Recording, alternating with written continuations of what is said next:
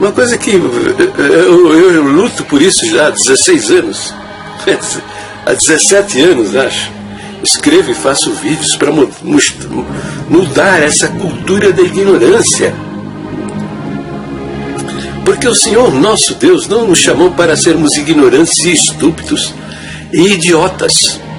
Entendeu? Deus não nos chamou para a sua graça, né? Que não é a igreja. A igreja não é graça nenhuma. Até está meio sem graça. Entendeu? Porque está matando as almas. Então, Deus nos chamou para a sua infinita graça. O que é a graça? A graça de Deus. A graça de Deus é o homem ter Deus, o próprio Deus se fazer homem, né?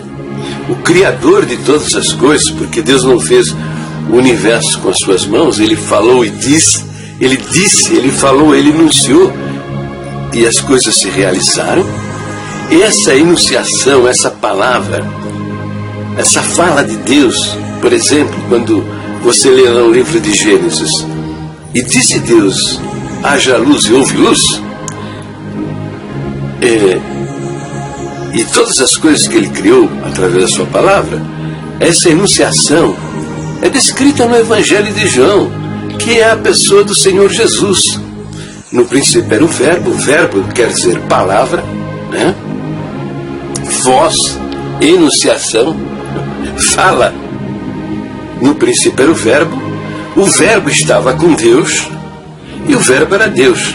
Se você acha que Jesus Cristo foi um dia criado por Deus, meu amigo, é o seguinte, você está admitindo que Deus teve um tempo que Ele era mudo, que Ele não falava, Ele precisou criar a palavra. Entendeu? Presta atenção. Isso é uma má interpretação de Colossenses capítulo 1, versículo 15, que fala que Jesus Cristo é o primogênito de toda a criação. Na nossa linguagem, tá? Eu vou esclarecer isso, muito embora o objetivo do vídeo não seja isso, mas é muito importante que esclareça.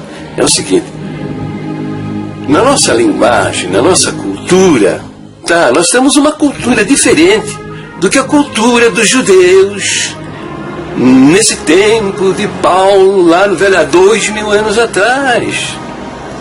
Nós temos uma cultura completamente diferente. A cultura deles era uma outra cultura, uma outra maneira de viver, uma outra maneira de entender a vida.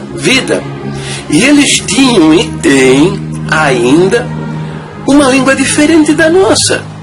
E as palavras numa língua ou outra língua, elas mudam o seu significado. Entendeu? É difícil entender isso? É difícil. Eu ouvi dizer, eu não sei se é verdade, por exemplo, a palavra saudade, que nós usamos tanto, né? É tão corriqueira, quase que no dia a dia a gente diz, né? Estava com saudades de você. Não existe em algumas línguas no mundo. Parece-me que no inglês não existe a palavra saudade. Você está entendendo? É diferente, né? Então a palavra primogênito, na nossa cultura, na nossa língua portuguesa, significa aquele que foi gerado primeiro. É o primeiro filho de um homem, né? Ou de uma mulher, né? Já na cultura hebraica, notoriamente nos dias de Jesus, quando Paulo, sob a inspiração do Espírito Santo, né, escreveu esse verso, entendeu? Nesse tempo, a palavra primogênito significava, além de o primeiro que nasceu de um homem ou de uma mulher, né, significava também liderança, primazia, excelência. Entendeu?